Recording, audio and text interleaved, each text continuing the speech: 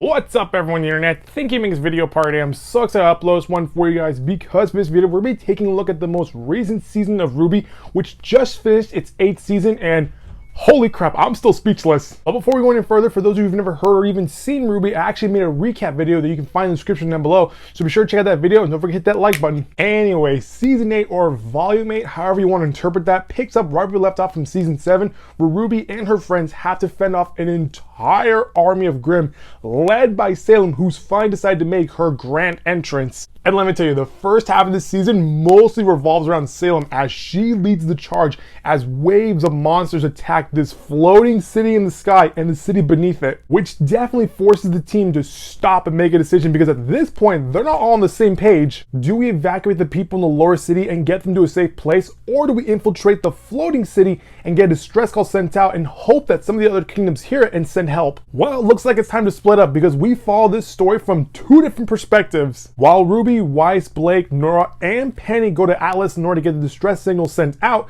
Jean, Ren, Yang, and Oscar are left behind in order to evacuate everyone. Personally, I would have chosen to evacuate everyone because that's just me, but apparently I'm in the wrong here because my brother and sister told me that they would rather stick with RWBY and her friends so that way they can get the distress signal sent out. Anyway, as we move further into the season, we see some character development in some of the best and worst characters of the show. Without giving away any spoilers, I will say that one of the things that I really like about this season is that we see several side characters come at a crossroad path where they have to decide on whether they want to continue down this path knowing that it's wrong, or do they want to stop and actually try the different path and try to be good.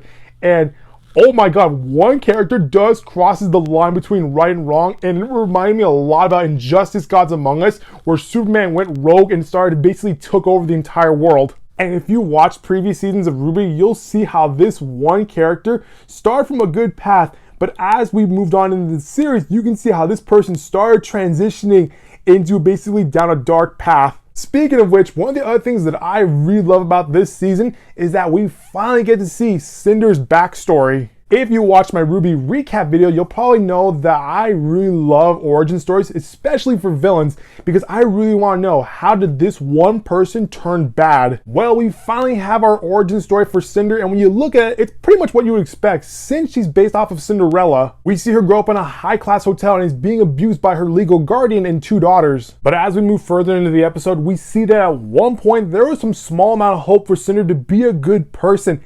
And then she crossed the line, and it really broke my heart when I saw this kid who was once good soon start her path toward the dark side. After I finished watching that particular episode, I remember that there's an old saying, a child who is never embraced will burn the village down just to feel its warmth. This pretty much relates to Cinder as we see this abused orphan get pushed over the edge and soon become the villain that we see throughout this entire series. But then again, is she a good villain though? Because after season 3, Cinder became practically a single-minded villain who kept striding toward her goals and then utterly failed. And all this is beautifully well said when she and Watts have a conversation on the roof, and Watts, who's practically an evil version of Dr. John Watson from the Sherlock Holmes series, straight up tell her that you can't just be strong, you have to be smart, you can't just be deserving, you have to be worthy. But all Cinder has ever been is a freaking migraine for everyone. All this is said right to her face, and she knows that this is true because at the start of this series, she was a really good villain.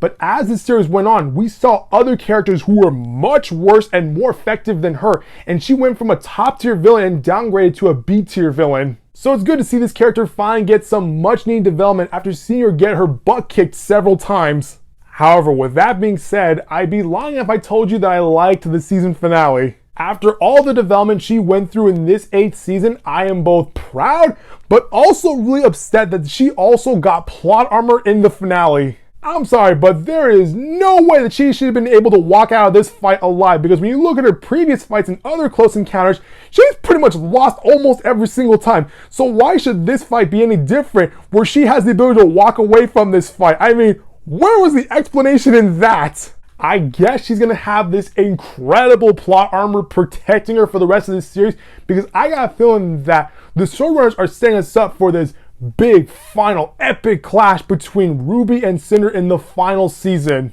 With that being said, I really liked this season, and I'm actually pretty surprised that the overall story took place in the span of like 2 or 3 days. And you can obviously tell when we reach the half point, because in the first half of this season, we have our team split up and divided into separate groups that go off on their own missions. When that doesn't work and we notice that we're not fighting like we used to in previous seasons, that's when we realize that we need to regroup with everyone, which leads us into the second half of season 8.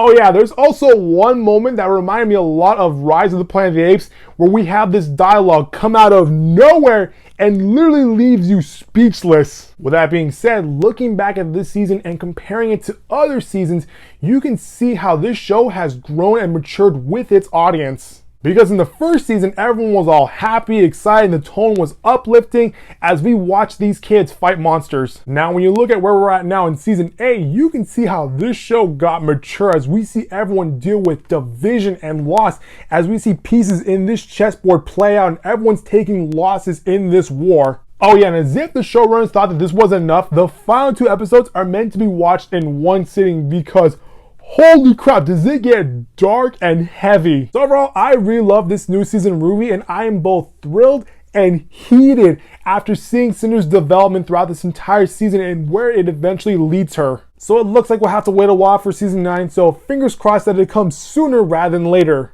Well, that's going to be it for this video, guys. That was my overall review for the 8th season of RWBY. If you like what you saw, click the subscribe button so you can get the latest updates from this channel. I'll see you next time in the brand new video. Bye-bye.